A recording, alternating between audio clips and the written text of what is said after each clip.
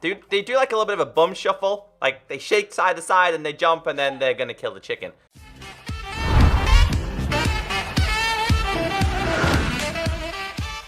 Welcome back, everyone. My name is Echo. I hope you're having an absolutely fantastic day. Today in this video, I bring you a brand new beta for Minecraft Pocket Edition, the Bedrock version. And ladies and gentlemen, we finally have foxes introduced. Not only do we have foxes, we have the Arctic version and new and improved structure blocks, which work for all versions, and they're basically like the Java version.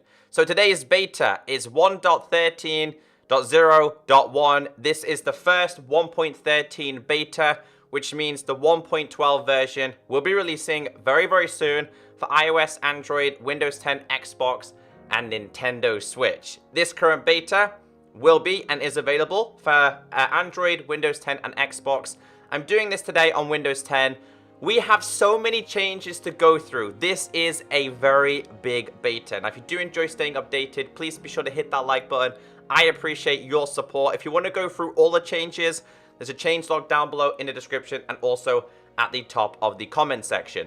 So, two changes that I'm aware of is that if you go to play, you've got a number here which tells you how many worlds you've got. If you've got friends online, it tells you your friends and servers for. Now, I'm not sure if these were previously available, but if they were, it's a lot bolder now to understand. We've gone from the 1.12 beta all the way to the 1.13. We will be also checking out the Arctic foxes in today's video.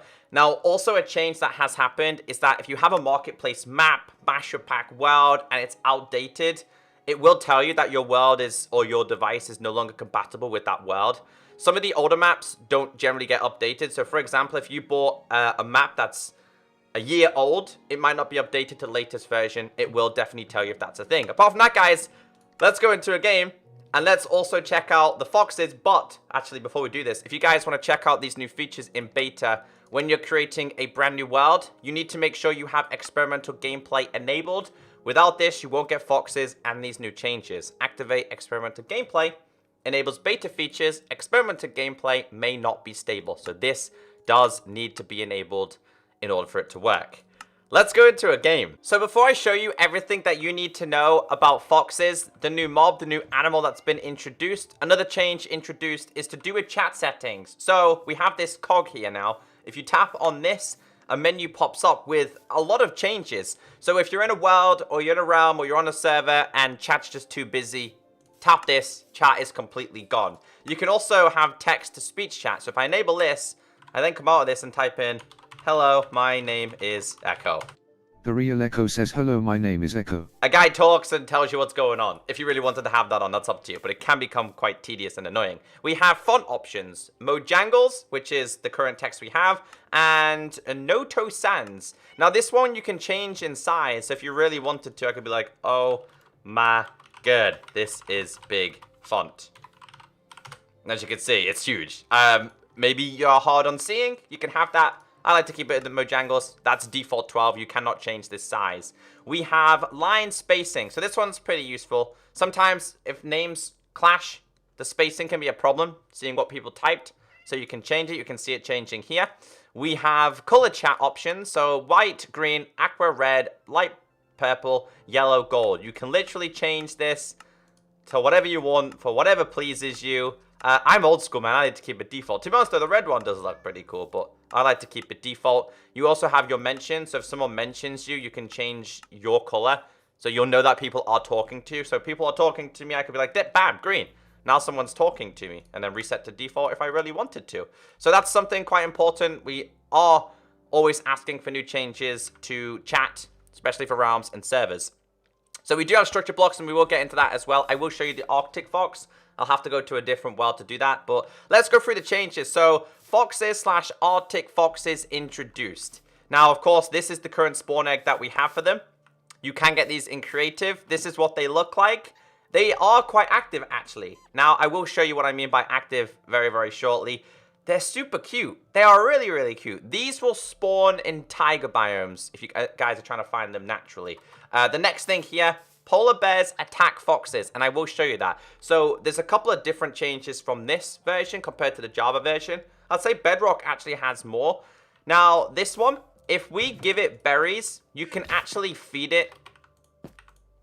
As you guys can see, you can feed it, and if you throw it to it, it'll also pick it up. Now, they will eat berries, so although it's carrying it, after a short period of time, the fox will fully eat the berry. It'll be gone. This one says, trusted foxes defend trusted players. So I'm guessing that this is a fox that trusts you. So if a fox trusts you, it defends you.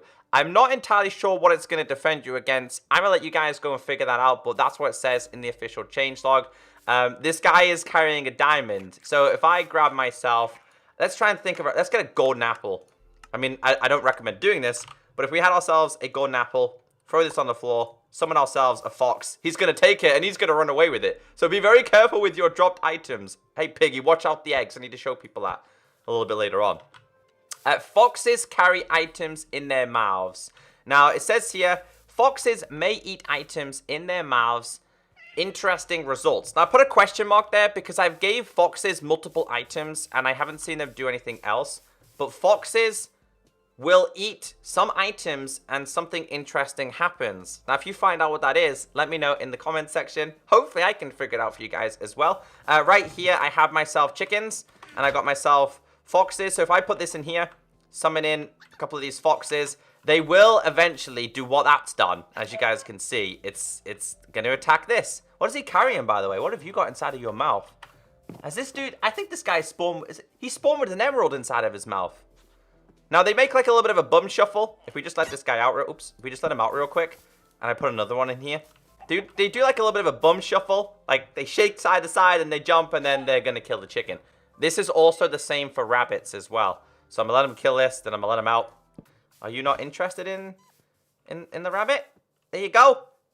Leap into the pen. There you go. So, yeah, I really, really like that. Let's do /clear. But I'm really interested in what happens when they eat something that technically... Wait, what did he just ate something. He just ate an emerald. But he's not really doing anything. I'm really curious.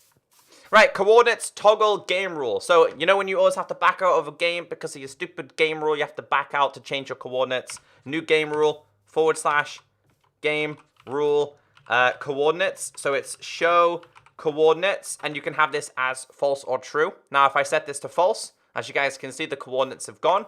If I set this to true, the coordinates are back. No need to back out anymore. That's simple. Bam! About time that was introduced. Added new persistent component for mob persistence. Now, I asked our community manager, Jay, what this is about, Megaspud. Apparently, this is to do with some improvements to mobs. I believe people have the ability to change, like, their spawning and stuff. I hope this means that whenever you load in a mob, for example, if I loaded in a zombie over there and came back over here, he would always stay there until I go back over there. Hopefully, it means mobs can now despawn. I think that's correct in what I'm saying. But that's been added, and it was outlined as a big change. So I think that's a big change. Improve structure blocks, all devices. We will get into that in just a second. For map makers / add-on creators, new data-driven items. Now, there is a lot of new data-driven items introduced. Again, check the changelog to see what has been improved, what has changed. But if you're a map maker and add-on creator, you're going to be really happy. There's quite a lot. So I think the change to do with this is to do with the direction. So I think I can't even break them. Okay, that's really strange. Can I break these? Oh my god, the world is broken. I don't know what I've done. Let's back out and rejoin. So there's something really weird happening with the oak block. This happens. Now, if I change the item, I can still break things. But anyway, something to do with the bark blocks. They are now directional driven. So I believe what would happen is they'll always be in the same direction. I believe that has now changed. Correct me if I'm wrong, but I think that is what the official change was. So getting into structure blocks. If you're a Minecraft Pocket Edition Bedrock player, remember that only Windows 10 players had access to exporting structures and stuff. You could export them to a website. It's now been changed where you can now copy and paste builds. So I've already got this set up. We're going to copy and paste this build along with, I'm going to show you guys how to copy and paste a brand new build. So as you guys can see here, I've got this set as just to copy and paste this. This is set as village test. Now it's saved. You can now save, load, and export. So you can export this to your PC and load it onto a website. But the fact is you can now copy and paste builds. So if you're a builder, you no longer have to constantly build the same thing over and over and over again. So if it's village test, so if I grab this and I come to about, we break this because I've been testing this already. I put this right here. You can see here, we're going to build that exact structure, but right here. So what I have to do is type in village test, change this to load. Now this should load the structure that we've just done. And as you guys can see, it's loaded the structure that we've just done. Now these require you to mess around with them a little bit. We'll grab one more. What I'll do is I'll copy another build here. If we put that there, okay, it's going to copy that side. So you need to make sure you do it on the right side. I might make a dedicated video on this to go into a little bit more detail on how they work. But if we put this here, you have to mess around with these a little bit. So if I set this to 10, it's going to show me the radius of 10. I like to start off with 10 on small builds. So as you guys can see, we set them all to 10. Now, if I'm happy with that, by the way, it will include these. You can include entities on or off. So maybe you didn't want to copy the villager. You could have him off. You can even remove blocks as well and just have the villagers. There's a lot to mess around with. Redstone, save, mode, save it to memory or save it to disk. By default, it's to memory, and I recommend keeping that. Show bound box on or off, so you can have the box on or off. The iron golem's in our build right now, so we're going to... He's disappeared. He might pop back, but it will copy and it will paste the mobs as well. So I'm kind of happy with that, and if you're happy with it, all you then got to do is click save, and we just do... Let's just do this as test 1, and we go to save. Now, this is now saved. I could now copy this over here if I really wanted to. So we'll now place this here. I will then go to type in load, and I'll type in test 1. Yes? Load, test 1. Load. There we go. We got it right. As you guys can see, it's copied it. It's even copied the villager. If you guys are new to structure blocks, I recommend messing around with them a little bit. Do it in a brand new world. Don't do it in your current save worlds. But structure blocks are active, and they are actively working, copy and pasting. You can take structures from the end and bring them to the overworld if you really wanted to. So at this point, I've picked out a couple of bugs that have been fixed and changes that have been made. The first one is to do with splash potions and to do with armor stands. Oops, we've switched the wrong thing there. I think these weren't working properly and they weren't rendering in properly according to the changes. Also, a change that's happened with TNT is that I'm not going to set it on fire, but if I set this on fire, it would sink through blocks and then explode kind of thing. That's been fixed. Obviously, TNT drops down. We know that does, but it was sinking through blocks. The next one is to do with splash potions. It's also to do with Enderman / blazes, so we're going to spawn this guy in. Splash, but these now do damage to them. Not only just blazes, but it does also damages to Enderman. I don't know how long it takes to kill these guys, though. Dude, he's quite strong. There you go. But yeah, splash waters do kill these now. Apparently, previously, they weren't working. It's the same for Enderman, but Endermen are really annoying, and I can't be bothered dealing with them.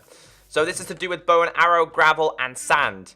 So if you have, you know the caves that you see and you fire, if you were to fire an arrow at gravel or sand that's hovering, it wouldn't fall. Now, if you fire an arrow at gravel or sand and you hit it, it's going to fall and drop on you. Kind of a way to troll your friends if they're ahead of you and you're like, you know what, I'm going to suffocate him. That's now been fixed. Mason villager trades updated. We got a question mark here because I'm not entirely sure what has changed here. I couldn't figure out what had changed with the Mason villager. This could be in preparation for the next update. But it said Mason villager trades have been updated. TNT explosions. This is to do with you in water. We can set this on fire now, so we get flint and steel here. If TNT is activated in water, so we do this now, it gives a player now the knockback effect. So you will now be knocked back further back, like Java version. Don't know why that wasn't available previously. This next change is to do with bone meal. So if you actively want more poppies rather than... You know when you bone meal like a specific item? So if I was to bone meal this previously, it would give you a lot of dandelions. Now it still gives you dandelions, but it gives you more variety of that specific color. You can see here, we still got the yellow ones, but it dominated by red. I like that change. There is a change to do with the eggs. And I think this is to do, I can't entirely remember what the changes were. There has been a change to do with sea turtle eggs. And I completely forgot. Okay, so I checked the change log. It's to do with when you have mob griefing disabled, that mobs will not destroy turtle eggs. I wanted to mention that because in some realms or servers, people use that, but their eggs were still being destroyed by drowned, zombies, etc. Balance enchantment books. So this is a really good one. I actually didn't realize that this was a thing until now. So when you had, whether you caught an enchanted book or you enchanted it in enchantment table, it was always giving you books with feather falling and blast protection. That's now changed, so it doesn't always give you the same enchantments. I can't believe that was actually a thing and it hadn't been fixed for a long time. So, you know, if you've got all those books that you fished out and you're confused why they're all somewhat the same, similar, yeah, it was actually a bug. So this feature I didn't know was not available on the Bedrock version. It's a Java feature. So if you fire splash water bottle at a campfire, it extinguishes it. I thought that was already available on this version. Apparently not. It's just small things like that that make a big difference to the Bedrock community. Lots of mob improvements. Now, the reason why I haven't showed you all the mob improvements is because there is a lot of mob improvements, and I'll let you guys go and explore it for yourself. There's been changes to Pistons. Previously, they were kind of broken. We'll do /clear. And the last one I want to show you before we switch worlds is to do with sword attack. So it says tweaked first-person hand attack animation. Now, it's a lot slower. It's a lot slower. But it's also a lot slower with the sword. So there has been some first-person changes to do. I don't know. I don't really know what the change is because I don't really take note in the small details like that. But tweaked first-person hand attack animation. I know the main thing is to do with foxes. So let's go to the other world where we can check out the Arctic fox. So I just remembered a couple other changes. Villages that are naturally generated now have these stone badges on them. Also, clouds, guys. Clouds have been new and improved. These are now like the Java version. So Java and Bedrock clouds are looking somewhat the same / similar.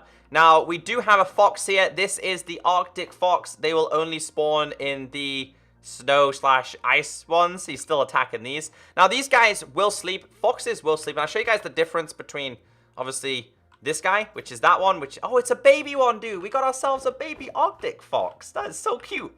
And then you've got this guy, which is an ordinary one. It doesn't transform, by the way. It's like if we put him there and there, if that goes in there, it's not going to change to an orange one, and he's not going to change to that one. I do want to try and get these guys to sleep, though, before I show you guys the attacking polar bears. They're now sleeping. Okay, so foxes do sleep. I think they need to be under some form of shade. Obviously, foxes are nocturnal, so they come out at nighttime. They're not really a daytime kind of animal / mob. They're so cute. Now, in the Java version, they do snore and stuff. I can't hear any sounds right now. This is the first beta, so these are all subject to change. Sleeping foxes, they are my new favorite. Right, so polar bears. Now, I'm going to have to do this for testing reasons, okay? If you put a polar bear down or a fox down with a polar bear, it will chase it. But, of course, the fox is a lot faster. So 9 times out of 10, the fox won't get killed because he's too fast. So in order to see this in better reality, I'm sorry, Mr. Fox. I'm going to have to show you how this works. Come on, Mr. Polar Bear. He's pooping on him. He's pooping on him. But anyway, they're meant to attack them. You know attack the fox? No? He's doing it. He's attacking him, right? Well, that's what it says. It just says that polar bears will attack foxes. Go and experiment it and explore for yourself. And that's the changes. There's so many changes in this. Expect more things to be introduced and to change in this version as time goes by. Guys, if you did learn something new and you do enjoy the beta videos, drop a like. It takes quite some time to make these videos. Now that I've seen the clouds, I can actually see the massive improvements. So have a great day, stay beautiful, and I will catch you guys in the next video. Catch you next time. Bye.